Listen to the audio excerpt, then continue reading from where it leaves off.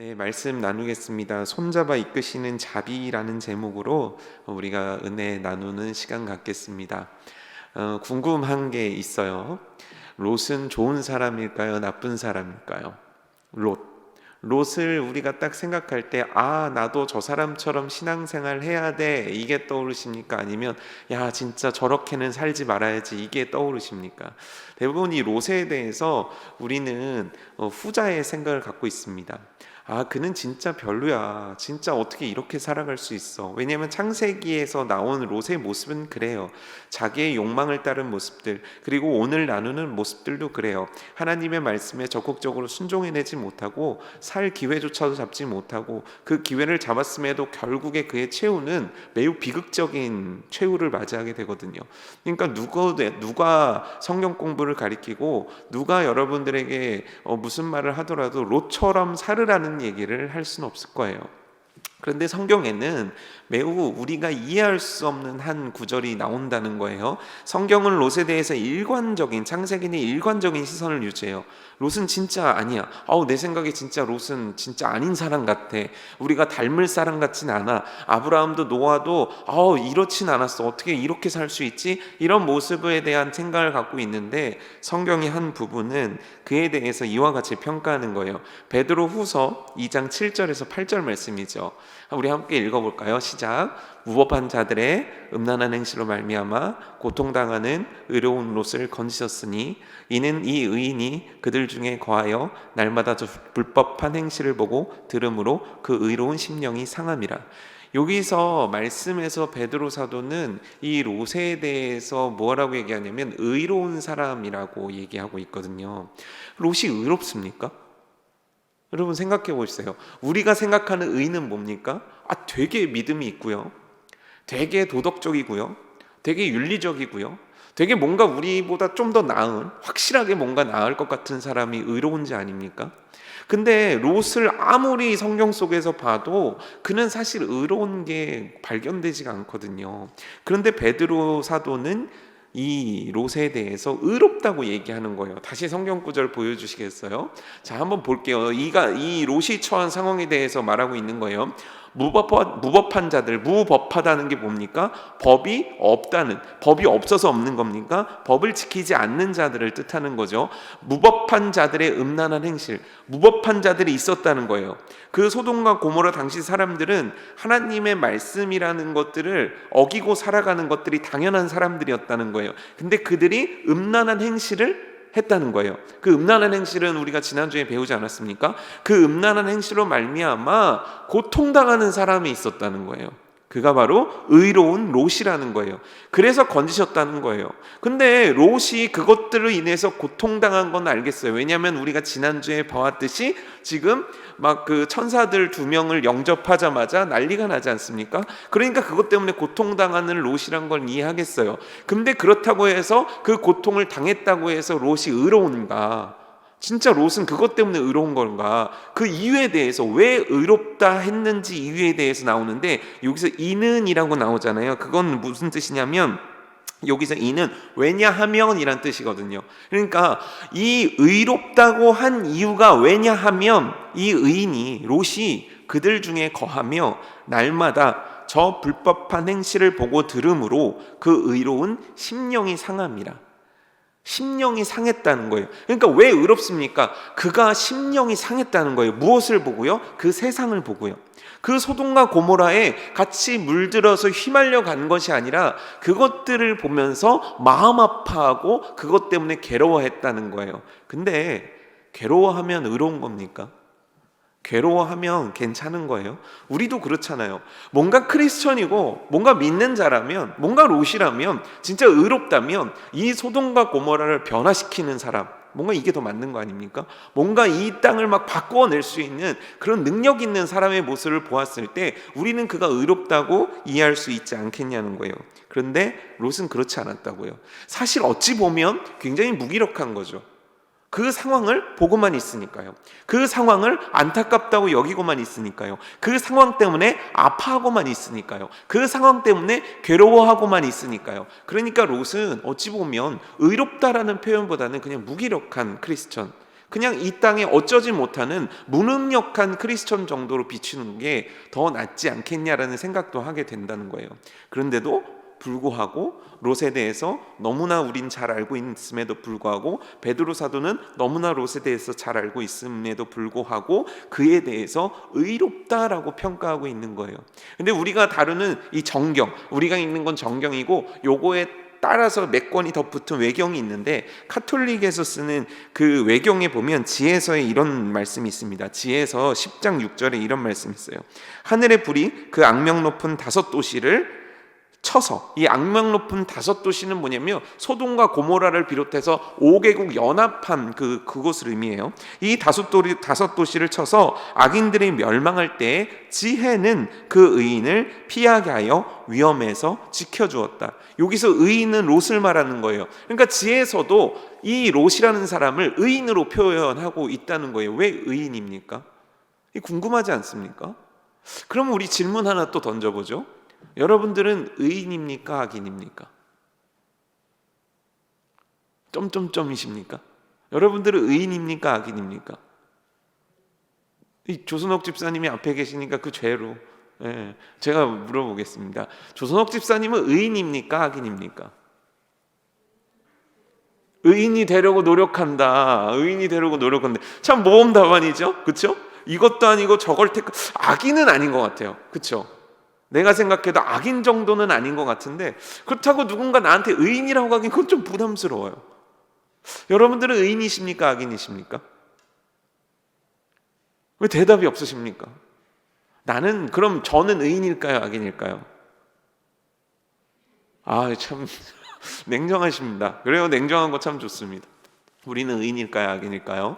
하나님은 나에 대해서 뭐라고 얘기하십니까? 하나님은 말씀 속에서 서정모에 대해서 어떻게 얘기하고 계십니까? 참 헷갈리죠.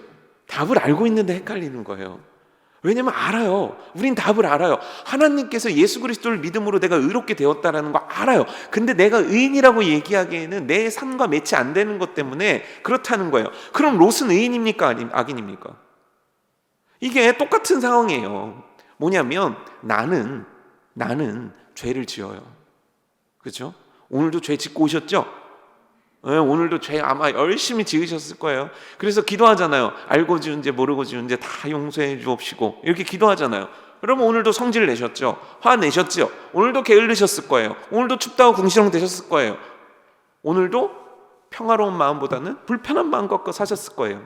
오늘을 따지면 우리는 절대 의인이 아니지만 예수 그리스도의 공로로, 예수 그리스도의 십자가의 은혜로, 예수 그리스도께서 십자가의 단번에 죽으심으로 말미암아 우리들의 모든 죄를 사하셔서 우리는 의인이 된 거예요.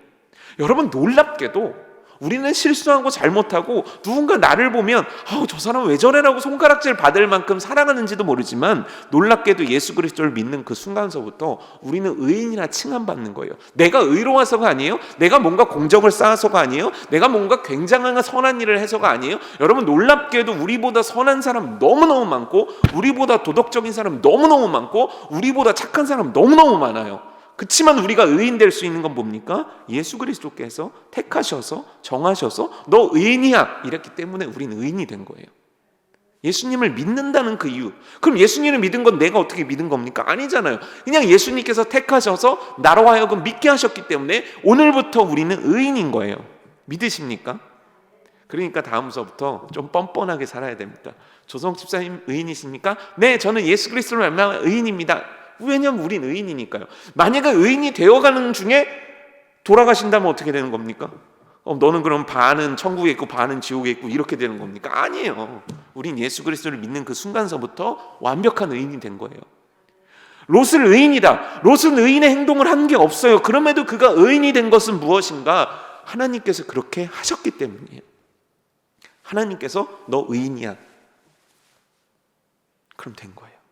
그렇다면 그가 의인으로서 한 행동이 뭐냐는 거예요. 그가 구원받을 수 있는 그 의인됨을 위해서 그의 모습 속에서 하나님은 한 가지를 찾아내신 거예요. 그가 잘못한 게 너무너무 많지만 그 중에서 한 가지를 찾아내신 거예요. 그게 뭡니까? 그가 마음 아파했구나.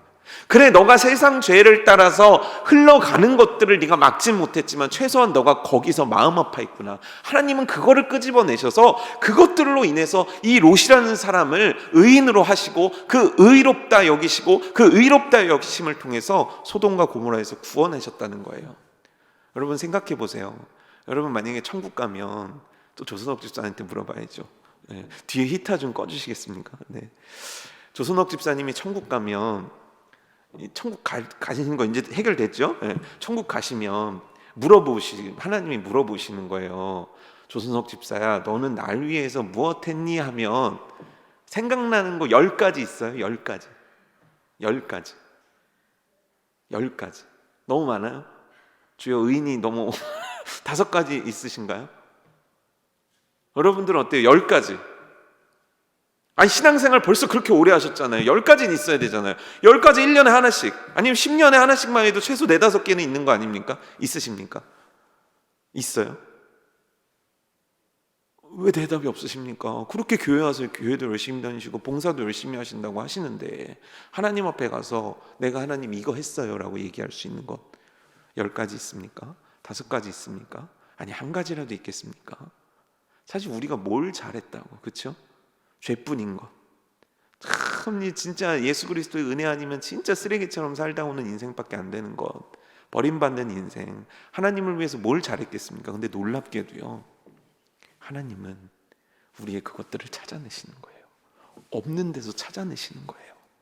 얘 복 줘야 되니까, 얘 잘해줘야 되니까, 내가 얘한테 은혜를 베풀어 줘야 되니까, 예수 그리스도를 말하면 구원받은 너에게 내가 줄 것이 있고 내가 주고 싶은 것이 있으니까 그걸 찾아내시는 거예요. 여러분이 찾아낸 뭔지 아십니까? 제 아들이 있잖아요. 제 아들은 몇 점짜리 아들일까요? 그럼 보통 이렇게 100점이면 뭐 이렇게 얘기 좀 해주시면 안 돼? 남의 자식인가 관심 없으신 겁니까? 이 아들한테 선물을 해주고 싶단 말이에요. 여러분들도 마찬가지, 여러분들의 경험을 생각해 보세요. 그러면 선물을 해주고 싶은데 그냥 해줄 수가 없잖아요. 그러니까 뭔가를 찾아야 되잖아요. 너한테 얘를 왜 선물을 줘야 되는지 찾아내야 되잖아요. 생일이 이유가 됐건 크리스마스가 이유가 됐건 100점이 됐건 뭔가를 찾아낸단 말이에요. 생일이 됐다고 해서 얘가 선물 받을 이유 없어요. 크리스마스가 됐다고 선물 받을 이유가 없어요. 근데 내 자녀니까 그 이유들을 찾아내는 거예요. 그래서 나는 가장 좋은 걸 이 아이에게 주고 싶은 거예요. 지금 롯도 마찬가지인 거예요. 우리도 마찬가지인 거예요. 우리가 대단히 뭔가가 있어서 우리가 하나님께 복을 받고 저 천국의 상급을 얻는 게 아니에요. 하나님이 찾아주시는 거예요. 아이고, 그래 요거라도 됐다.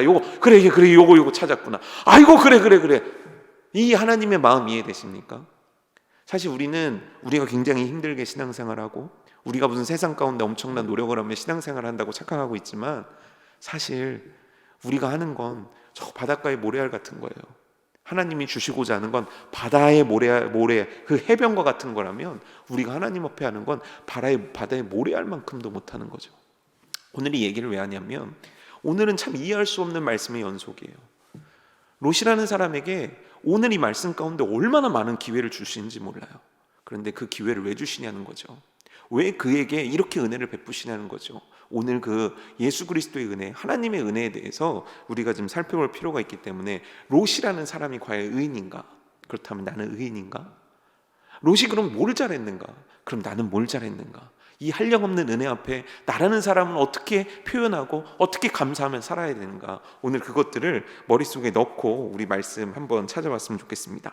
첫 번째 문제죠. 소돔성에 대한 심판이 시작됐습니다. 지금 상황이 어떻습니까? 밖에서는 문을 두드리고 남자들이 난리가 난 거예요. 그런데 그 가운데 두 천사가 롯에게 드디어 말을 합니다. 12절 한번 읽어볼까요? 시작.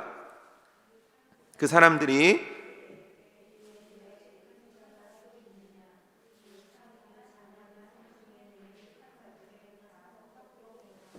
여기서 내게 속한 자가 있느냐, 내 혈육이 있느냐라는 뜻이에요. 그냥 친구나 아는 사람이 아니라 네 핏줄이 있냐라고 물어본 거예요. 그런데 그때 누가 있는 거예요? 롯과 아내와 두 딸과 그리고 이 두 딸과 결혼할 두 명의 사위가 있었던 거예요. 그들에게 하신 명령이 뭡니까? 다 성 밖으로 이끌어내라. 이끌어내라는 건 뭡니까? 이끌어내야 되는 주체가 뭡니까? 롯이에요. 롯이 그 가족들을 이끌고 나와야 된다. 어디로요? 성 밖으로. 이게 하나님께서 롯에게 주신 구원의 방법인 거예요. 지금 여기서 살아남을 수 있는 방법은 뭐냐면, 롯, 네가 리더가 돼야 돼. 그래서 너의 사위, 그리고 너의 딸들, 그리고 네 아내를 이끌어내야 돼. 성 밖으로 이끌고 나가야 돼 라는 미션을 주신 거예요. 쉽습니까? 어렵습니까?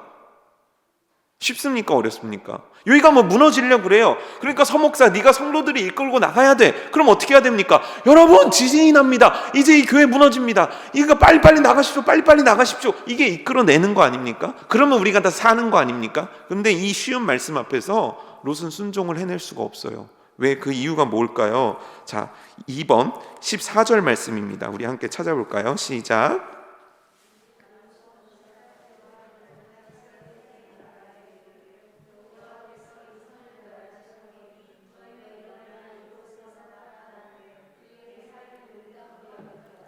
롯은요, 확실히 하나님께서 이 성을 치실 거라는 것, 이 성을 이제 멸하실 거에 대한 것을 확실히 들었어요. 그래서 어떻게 했냐면 사위들을 불렀어요. 결혼할 사위들을 불러가지고, 여기서 결혼하리란 건 뭐냐면 약혼을 했다는 뜻이에요. 여러분, 약혼식 요즘은 없어졌죠. 예전에 있었습니다. 약혼식을 하고 뭐 얼마 있다가 결혼하는 게 관례였었는데, 약혼을 먼저 하는 거예요. 그리고 약 1년 동안 기한이 지난 다음에 결혼을 하는 게 그 당시의 법이었으니까, 결혼을 이제 임박한, 결혼하기로 작정한 두 사위가 있었다는 거예요. 그래서 이들한테 얘기하는 겁니다. 얘들아, 여호와께서 이 성을 멸하실 거야 라고 얘기했다는 거예요. 자, 여기서 문제예요. 사위들은 이 롯이라는 사람이 하나님을 믿는 사람인 줄 알았을까요? 몰랐을까요? 알았을까요? 몰랐을까요? 그냥 사귀는 사이면 몰랐을 수도 있겠지만, 상견례까지 하고 그리고 그 집에서 부르면 올 수 있는 상황으로 봐서 몰랐을 리가 없잖아요. 그렇죠? 야곱이 이 세상 가운데 그 악한 소돔과 고모라의 문화 가운데 휩쓸리지 아니하고 그것들에 대해서 굉장히 마음 아파하고 있었던 걸로 봐서는, 그래도 롯은 크리스천으로 소돔과 고모라에서 살려고 노력을 어느 정도 했다고 우리는 추정해 볼 수 있는 것이고, 그렇다면 두 사위는 당연히 여호와께서 너희에게 이렇게 얘기하신다 했을 때 그 사위들은 그 의미에 대해서 알고 이해할 수 있는 정도는 되었을 거라는 거예요. 여호와께서 이 성을 멸하신다. 그러면 사위들이 어떻게 반응해야 되는 겁니까? 그래요? 그럼 어떡하죠? 그럼 일단은 우리가 피해 볼까요? 뭔가 이렇게 하거나, 장인어른 고맙습니다. 그럼 우리가 무엇을 해야 될까요? 뭔가 이러거나, 이런 좀 좋은 반응이 나올 것 같았는데, 이 사위들의 반응은 뭐였냐면 농담으로 여겼다는 거예요. 근데 여기서 농담으로 여겼다는 게, 장인어른 취하셨어요? 장인어른 오늘 농담이 지나치시네요. 이게 아니었다는 거예요. 여기서 농담으로 여겼다라는 말은 비웃다라는 뜻이에요. 희롱하다라는 뜻이에요. 그러니까 장인어른이 그 얘기를 했을 때 장인어른의 말에 대해서 비웃고 희롱하고 놀려댔다는 거예요. 여호와께서 이와 같이 하기를 원하신다. 여호와께서 지금 이렇게 하기를 원하신다. 그 말씀 앞에 이 두 사위가 보낸 반응은 뭐냐면, 그 말한 장인어른을 비웃었다는 거예요. 그 하나님의 뜻을 비웃었다는 거예요. 근데 인간적으로 생각해 보면, 당연하죠. 갑자기 어느 날 아무 증상이 없는데 성이 무너진다는 거 비웃을 수 있는 거 아닙니까? 이렇게 생각하지만, 여기서 롯이라는 사람의 엄청난 실수가 나오는 거예요. 뭐냐면, 그는 이 가정을 이끌고 나가야 될 미션을 부여받았다는 거예요. 이와 같은 비슷한 장면이 성경에 있어요. 노아예요. 하나님께서 노아에게 말씀하십니다. 방주 지어라. 네. 그래서 어떻게 합니까? 노아 혼자 열심히 방주를 짓고 가족들은 각자의 삶에서 열심히 살았습니까? 아니에요. 그 자녀들도, 그 며느리들도, 그 아내도 모두가 함께 그 언제 지어질지 모르는 방주를 지었어요. 그들은요, 언제 비가 올지 모르지만 그 일을 했다고요. 그리고 다 같이 방주에 들어갔다고요. 그래서 다 같이 방주에 있다가 하나님이 오케이 나와 있을 때 다 같이 방주 밖으로 나왔다고요. 뭡니까? 노아는 온 가족을 이끌고 그 일을 해낼 수 있었던 사람이었다는 거예요. 롯은요, 그걸 못해요. 뭐가 문제입니까? 영적으로 그는 가정의 리더가 아니었던 거예요. 이 기회를 주셔도 영적으로 이끌 수 있는 그 힘이 없던 거예요. 영적으로 이끌어야 되는데, 영적으로 내 딸들을, 내 아내를, 내 사위들을 이끌어야 되는데 그걸 못했다는 거예요. 여러분, 성경에서는 놀랍게 하나님의 복을 받은 가정을 보면 그 가정의 특징이 있습니다. 고넬료의 집안도 그렇고요, 노아의 집안도 그렇고요, 아브라함의 집안도 그렇고요. 그 공통점이 뭐냐면 그 영적인 가장의 말에 온 가족이 순종한 가정들이에요. 그게 말이 되건 말이 되지 않건 여호와께서 이렇게 말씀하셨다 했을 때 온 가족이 순종할 수 있는 모습, 그러면 그 온 가족이 순종할 수 있는 모습을 갖추기 위해서 가장 깨어있고 그 가정을 정말 영적으로 잘 다스리고 영적으로 정말 영향력을 끼칠 수 있으려면 누가 바로 서야 되는 겁니까? 바로 롯이라는 자가 바로 섰어야 되는 거예요. 그렇지만 롯은 영적으로 바르게 쓰지 못한 거예요. 이 시대의 아픔이기도 해요. 크리스천인데, 내가 부모인데 영적으로 권위 가진 부모로 가정에서 서질 못하는 거예요. 그래서 내 자녀를 바로잡아주지 못하는 거예요. 진짜 믿는 사람 믿음의 길로 이끌질 못하는 거예요. 그 책임이 나한테 있는 것이고 우리한테 있는 거예요. 하나님의 말씀은 정확했어요. 이끌어내라. 근데 롯은 이끌어낼 수 있는 힘이 없었다는 거예요. 그래서 롯은 지금 이 사명을 완수해낼 수 없었다는 거예요. 두 번째, 우리가 또 집중해서 봐야 될 거는 듣지 않았다는 거죠. 사위들은 듣지 않았어요. 분명한 하나님의 말씀인데 듣지 않았어요. 생각해 보세요. 그 집 밖이 막 문 두드리고 난리가 났어요. 그렇죠? 사위들이 밖에 있었는지 안에 있었는지 모르겠지만 어쨌건 사위들이 왔어요.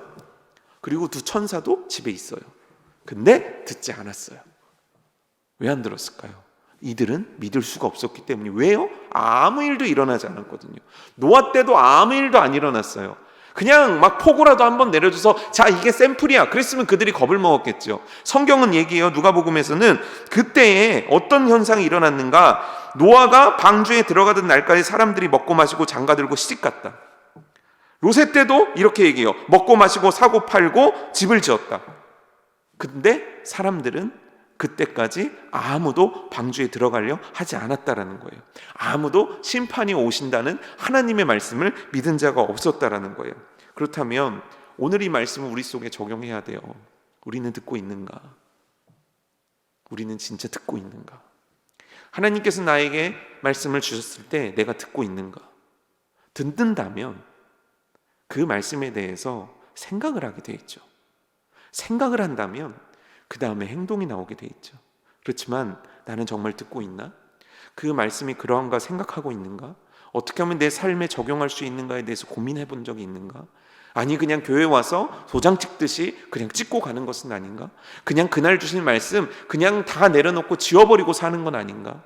결국 롯은요, 그리고 그 사위들은, 그리고 가족들은 이 하나님의 이 단순한 말씀에 순종하지 못해요. 결국 그들은 멸망당하기에 충분한 조건 속에 들어간다는 거예요. 그런데 하나님의 은혜가 또 여기 임하게 됩니다. 15절 16절 읽어볼까요? 시작.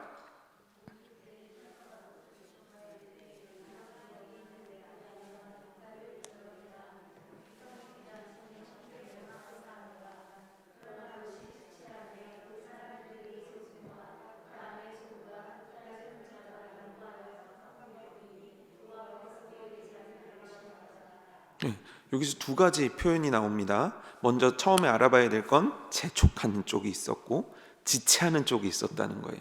지금 시간이 언제입니까? 동틀 때에. 동틀 때면 시간이 어느 정도 됩니까? 대략 5시, 6시? 뭐 이쯤이라고 우리 생각해 볼 수 있을 거예요. 동틀 때. 분명히 밤중에 천사들이 왔고 그들에게 난리 소란치던 게 밤이에요.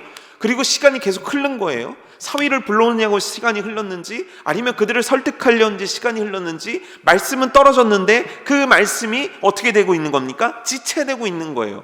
도대체 이 지체되는 이유는 뭡니까? 왜 지체가 됐을까요? 롯은 왜 지체했을까요? 그럼에도 불구하고 두 천사는 하나님의 말씀을 계속 전하는 거예요. 뭐라고요? 재촉하면서 전하는 거예요. 일어나서 빨리 두 딸을 이끌어내라, 내 아내를 이끌어내라, 계속 재촉하고 계신 거예요. 하나님은 계속 재촉하고 계신 거예요. 왜냐하면 심판이 오니까, 이 말씀에 불순종하면 안 되니까. 그래서 계속 재촉하고 계신 거예요. 야, 내가 너한테 한 말 있지 않니? 너 이끌어내라는 사명 있지 않니? 너 이끌어내라는 미션이 너한테 있지 않니? 그러니까 이끌어내야 돼. 계속 재촉하는 거죠. 근데 계속 지체하는 거죠. 누가요? 롯이요. 그 지체하는 이유가 뭡니까? 지체하는 이유가 뭡니까? 롯이 지체한 이유는 그의 재물 때문이었다는 거예요. 그의 재물. 당장 지금 사위 버리고 두 딸 잡고 나갈 수 있어요. 아내 손 잡고 뛰어나갈 수 있어요. 근데 못해요. 왜요? 모아놓은 재물이 있거든요. 악착같이 모은 재물이 있거든요. 정말 그 전쟁에서 포로를 잡혀가면서도 악착같이 잡고 모아놨던 재물이 있거든요. 그걸 못 버리겠는 거예요. 그걸 못 넣는 거예요. 그게 뭐라고요? 그걸 못 넣는 거죠. 재물. 어떤 이에겐 건강, 어떤 이에겐 자녀, 어떤 이에겐 지금 내가 하는 일들, 어떤 이에게는 어떤 사람과의 관계 놓지 못하는 거죠.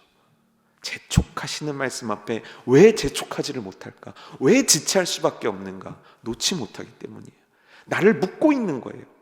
나는 가야 되는데 계속 여기만 보고 있는 거예요. 가질 않아요.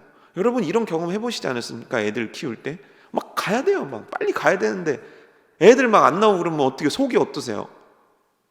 뭐 여러분들 자녀들은 다 뭐 효자고, 조성욱 집사님도 오늘 딱 얘들아 가자 하니까 애들이 딱 옷 입고 얘 엄마하고서 막 차에 이쁘게 앉고 안전벨트까지 딱 하던가요?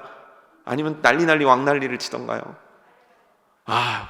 빨리라는 말을 100번도 더 해야 되는 거예요. 그때 부모 속이 어때요? 근데 너무 중요한 약속이에요. 자, 오늘은 예를 들어서 친척의 결혼식이에요. 빨리 가려고 해요. 근데 예쁘게 옷 입혔어요. 머리도 이렇게 했어요. 근데 조금 내가 화장하고 딱 봤더니 여기다가 막 끼얹었어요. 그럼 여러분들의 심정은 어때요? 빨리 재촉해야 되는데 지체하는 이 아이를 보면서 어떤 마음이 듭니까? 다급하죠. 열나죠. 어떻게든 그렇게 내가 노력을 했는데 어떻게 이렇게 말을 안 듣니? 화가 나지 않겠습니까? 하나님의 마음은 다르겠습니까? 재촉하시는 말씀 앞에 지체하는 우리.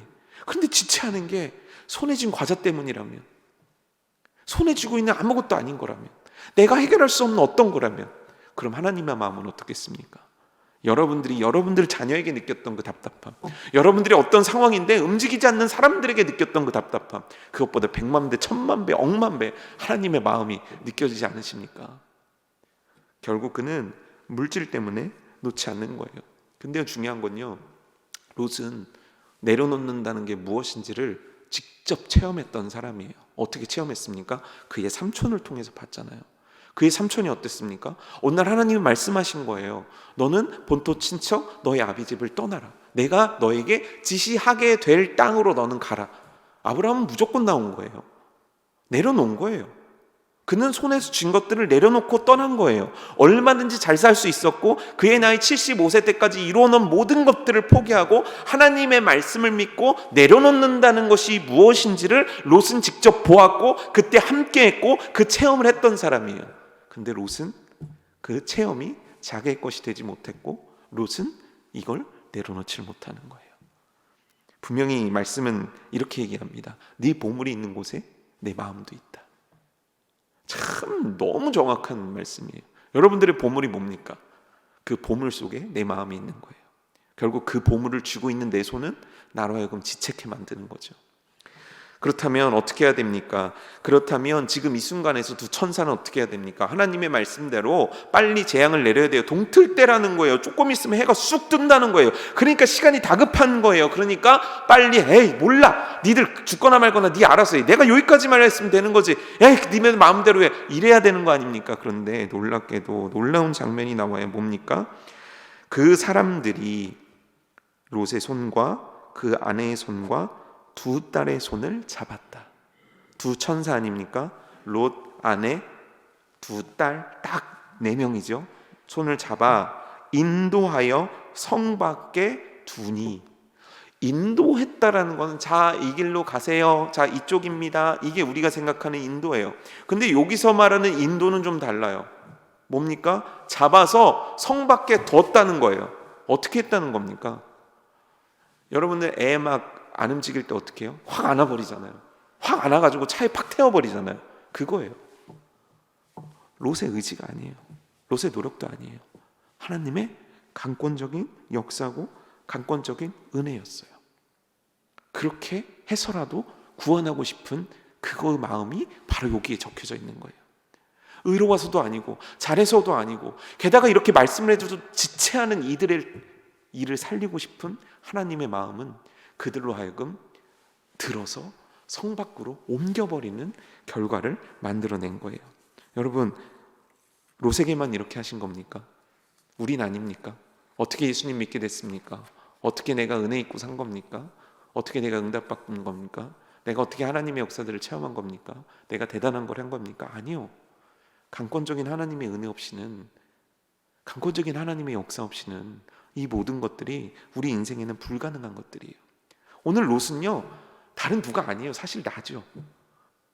오늘 롯은요, 그 은혜 입은 롯은요, 다른 누가 아니에요. 나죠. 오늘 하나님께서는 그의 손을 잡아 인도하여 성 밖에 두는 은혜를 베푸신 거예요. 왜요?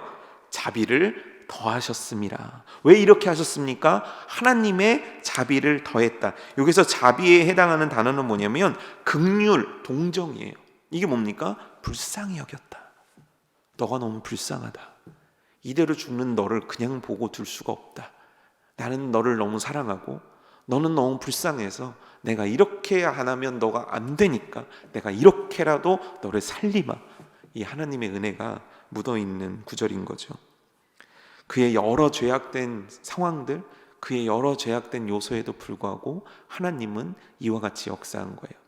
근데 창세기 29장 같은 장의 29절에 보면은 참 재밌는 말씀 하나가 있어요. 우리 함께 읽어볼까요? 성경을 펴고 계시다면 29절 한번 읽어볼까요? 시작.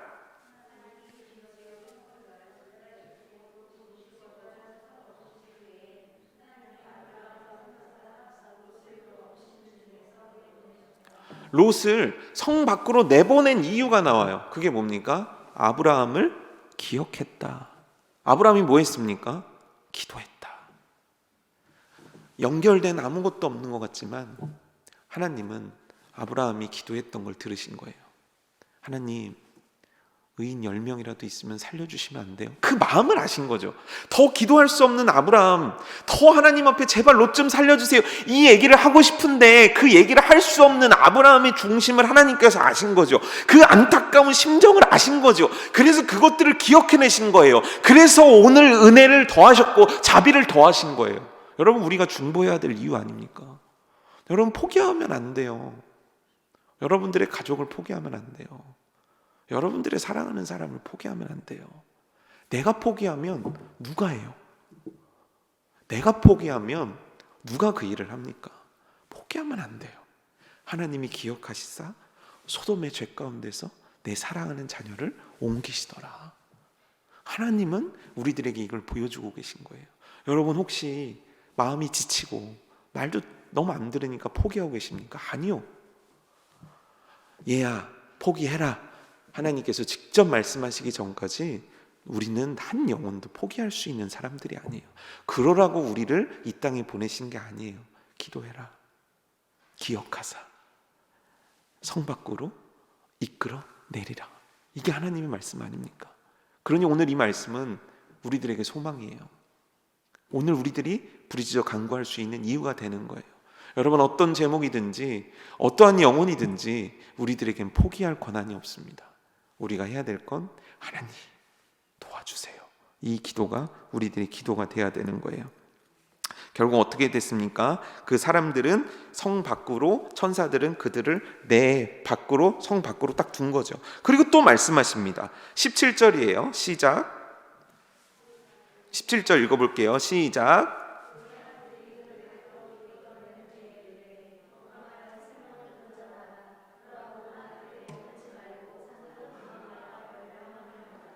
아직 불이 내려왔습니까? 안 내려왔습니까? 유황불이 내려왔습니까? 안 내려왔습니까? 아직 소돔에는 아무 일도 일어나지 않은 거예요. 일단 이들을 천사들이 이끌어내서 바깥에 둔 거예요. 그 다음에 또 하나의 미션을 줍니다. 뭐냐면 도망치라는 거예요. 그런데 도망치는데 중요한 것 3가지를 알려주는 거예요. 첫 번째는 뭐냐면 돌아보지 말아라. 돌아보지 말아라. 뭐를 돌아보지 말라는 겁니까? 뒤를 돌아다보지 말아라. 롯이 뭐를 보고 싶은데요? 롯에게는 무슨 미련이 있습니까? 그거 돌아보지 말라는 거예요. 그 물질 돌아보지 말라는 거예요. 너가 이루어 놓은 것 돌아보지 말라는 거예요. 왜요? 조금 있으면 잿더미가 될 거니까요. 돌아보지 말아라. 두 번째 뭡니까? 들에 머물지 말아라. 이 같은 말씀일 수도 있어요. 돌아본다는 건 뭐예요? 어느 정도 가서 들에서 구경하지 말아라는 거예요. 완전히 여기를 떠나버리라는 거예요. 이 도성과 이 도성 근처를 완전히 떠나라. 어디까지 떠나야 되는 건가요? 산으로 도망해라. 이 평지에서 들을 돌파해 낸 다음에 앞만 보고 뒤도 옆도 돌아보지 말고 전력 질주해서 어디까지 가야 되냐면 내가 너한테 목표했던 저 산까지 가라는 거예요. 완전한 결별해라. 여기와 완전히 떠나버려라. 여기에서 남아있지 마라. 미련도 두지 마라. 여기서 어떻게 재기 이런 거 아니다. 너는 떠나야 된다. 뭐로부터요? 죄악된 소돔 땅에서 넌 떠나야 돼. 단절하자. 이 의미가 뭡니까? 끊고 새롭게 시작해. 하나님은 롯의 생명을 살릴 뿐만 아니라 오늘 그를 다시 시작하게 하시는 거예요. 떠나. 완전히 떠나. 생각도 하지 마. 떠나. 그런 다음에 저 산에 가서 다시 시작해. 이 은혜의 말씀 앞에서 롯은 어떻게 했을까요? 19절입니다. 시작.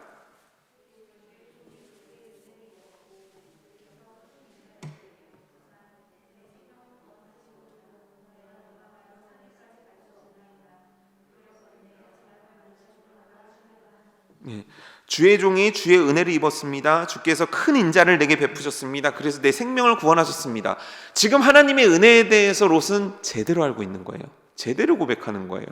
내가 이런 은혜를 입었군요. 이거 내가 한 게 아니라 하나님의 전적인 은혜군요. 그럼 어떻게 해야 됩니까? 그 은혜를 입었으니 내가 주의 말씀에 순종해서 저 산까지 가겠습니다. 이랬으면 참 좋은데 그의 대답은 뭡니까? 내가 도망하여 산까지 갈 수 없습니다. 여기에 대해서, 이유에 대해서 몇 가지 얘기들이 있어요. 첫 번째는 죽음에 대한 공포를 느꼈기 때문에 그 두려움 때문이었다. 두 번째는 뭐냐면 체력적인 어려움이 있었다라는 거죠. 체력적인 어려움이 있었다. 세 번째는 뭐냐면 미련을 떨쳐버리지 못했기 때문이다. 여러분 생각에는 몇 번이신 것 같습니까? 정말 뒤에서 불이 내려오는데 못 뛰겠습니까? 그렇죠? 두려움이요? 지금 뒤에 이 소돔성이 멸망하는 것보다 큰 두려움이 이 사람한테 있습니까? 도대체 이 사람은 왜 두려워하는 겁니까? 결국 뭡니까? 뒤에 미련이 있는 거예요. 그 미련 때문에 그는 거기에 가지 못하겠다는 거예요. 그 미련 때문에 하나님이 지시한 땅 말고 그는 다른 제안을 한 가지 하는 거예요. 그 제안이 뭡니까? 우리 20절 말씀 한번 읽어봐요. 시작.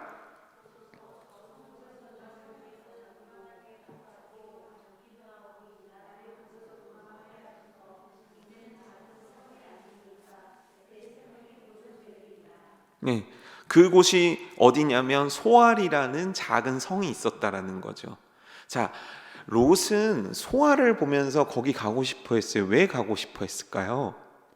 산까지 가는데 체력이 힘드니까, 내가 저기까지 가는데 너무 두려우니까, 내가 너무 힘이 드니까 여기까지만 갈게요라고 제안한단 말이에요. 왜 소알이었을까요? 이 이유가 너무 기가 막힌 거예요. 일단 이 롯은요 소알에 대해서 너무 잘 알고 있었어요. 그게 어디 나오냐면요, 창세기 13장 10절에서 롯이 처음으로 그 땅을 향해서 고개를 들었을 때, 아브라함과 헤어지라고, 아브라함이 우리 헤어지자라고 했을 때 그 땅을 처음 봤을 때 기록이 나와 있습니다. 제가 읽어드릴게요. 이에 롯이 눈을 들어 요단 지역을 바라본즉 소알까지 온 땅에 물이 넉넉하니 여호와께서 소돔과 고모라를 멸하시기 전이었으므로 여호와의 동산 같고 애굽 땅과 같았더라.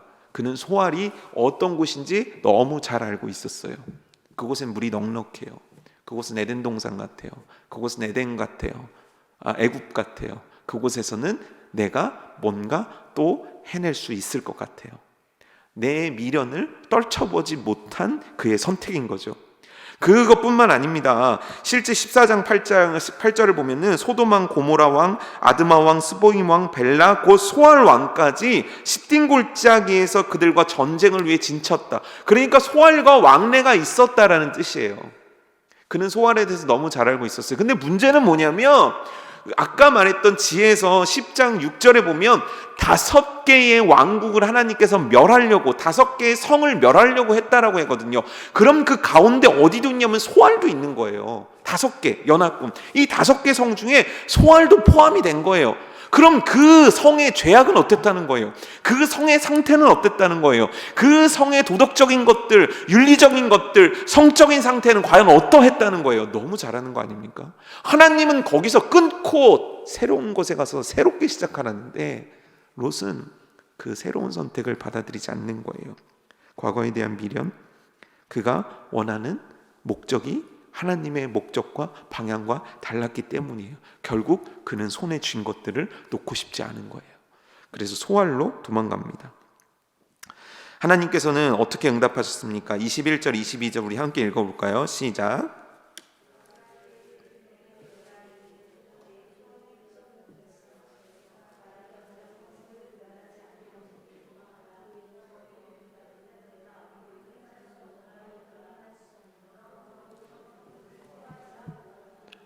성격 급한 천사였었으면 진짜 한 대 맞았을 것 같아요.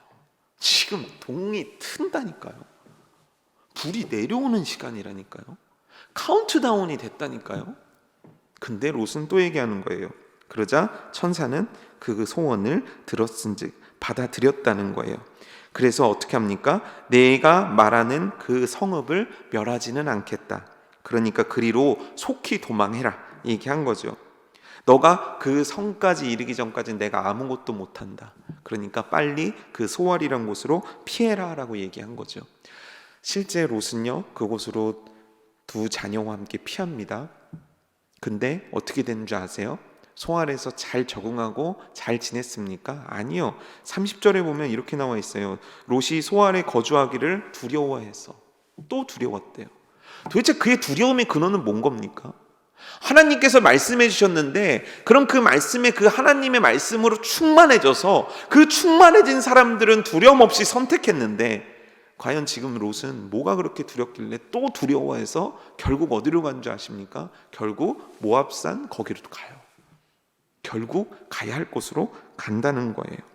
하지만 그는 끝까지 하나님께서 은혜를 베푸셔서 살려주시긴 하시지만 끝까지 그는 하나님의 말씀을 따르거나 순종하지 못했다는 거예요. 여러분 오늘 말씀은요 앞으로 있을 비극의 전초전 같은 얘기입니다. 앞으로 우리는 다음 시간에 또 다다음 시간까지 이어질지 모르겠지만 굉장히 한 인물이 이렇게까지 무너질 수 있구나, 이렇게까지 비극적으로 될 수 있구나, 그걸 보게 될 거예요. 그 이유가 뭡니까? 오늘 이 구원을 통해서 베푸신 기회를 잡지 못했기 때문이에요. 하나님은 우리를 사랑하십니다. 그래서 오늘도 우리들에게 말씀해 주시고 기회를 주시는 거예요. 그런데 우리는 그 말씀을 잡지 못하는 거예요. 왜요? 내가 잡은 다른 게 있기 때문에. 내가 잡은 다른 게 있어서 하나님을 잡지 못하는 것, 내가 잡은 다른 것 때문에 하나님의 말씀을 듣지 못하는 것, 어쩌면 우리들 인생 가운데서 반복되는 일인지도 몰라요. 여러분, 하지만 하나님이 주신 기회를 잡은 성경의 인물들이 더 많고 그들의 인생을 하나님께서 어떻게 역사하셨는지 우리는 성경 속에서 깨달아야 되고, 우리가 택해야 될 길은 바로 그 하나님의 말씀을 듣고 믿고 그 기회를 잡고 순종해내는 것이 바로 우리들의 삶이란 것을 깨달을 수 있어야 됩니다. 여러분들의 마음에 두드리는 하나님의 말씀은 뭡니까? 여러분들을 무겁게 하는 하나님의 말씀은 뭐고, 여러분들을 하여금 자꾸 생각나게 하는 하나님의 말씀은 뭡니까? 그 말씀의 순종함이 바로 하나님께서 열어주시는 다음 문을 여는 기회가 된다는 것을 믿으시기 바랍니다. 내가 쥔 거요? 얼마 못 갑니다. 하나님을 잡을 때 우리들의 인생이 변화될 수 있음을 믿는 저와 여러분 되기를 축복합니다. 두 번째는 뭐냐면, 그럼에도 불구하고 은혜 베푸신 롯의 모습을 우리는 봐야 돼요. 잘한 것 없고 악한 것밖에 없고 죄밖에 없지만 사랑하신다는 그 이유 하나만으로 얼마나 많은 은혜를 베푸십니까? 하지만 롯에게만 그런 거 아니에요. 우리도 그 하나님의 은혜, 하나님의 사랑 없이는 단 한순간도 살아갈 수 없는 자들 아닙니까? 그런데 희한한 게 있어요. 신앙생활을 오래 하면 오래 할수록 이게 지워져요. 이게 지워져요. 내가 어떻게 구원받았고, 나라는 사람이 어떤 사람이고, 내가 얼마나 형편없는 인간이었고, 그럼에도 나를 의롭게 하신 이 은혜가 얼마나 큰지, 그 십자가의 사랑, 구원의 은혜가 내게서 선명해지질 않는다는 거예요. 날이 갈수록 선명해질 줄 알았는데 날이 갈수록 희미해져 가는 거예요. 추수감사절 아닙니까? 무엇으로 하나님께 감사하시겠습니까? 뭘 주셔서 나한테 건강도 주시고, 자녀들 취업도 시켜주시고, 자녀들이 이렇게 건강하게 자라게 해주시고, 나 아프지 않게 해주시고, 위기에서 건져주시고, 그래요. 다 감사할 조건들입니다. 하지만 우리가 잊고 있는 감사가 있지 않습니까? 하나님, 날 구원해 주셔서 감사합니다. 내가 묵상해 보건대 나라는 사람의 생각해 볼 때 나는 진짜 형편없는데 나라는 사람을 구원해 주신 것이 얼마나 큰 은혜입니까? 여러분, 이 묵상의 은혜가 우리 가운데 있어지고, 그것이 그냥 형식적인 한 줄이 아니라 우리 가운데 진심으로 표현되는 그 한 줄이 되기를 주님의 이름으로 축복합니다. 세 번째는 뭐냐면, 결국 아브라함을 기억하셨던 하나님을 우리는 또 기억해야 돼요.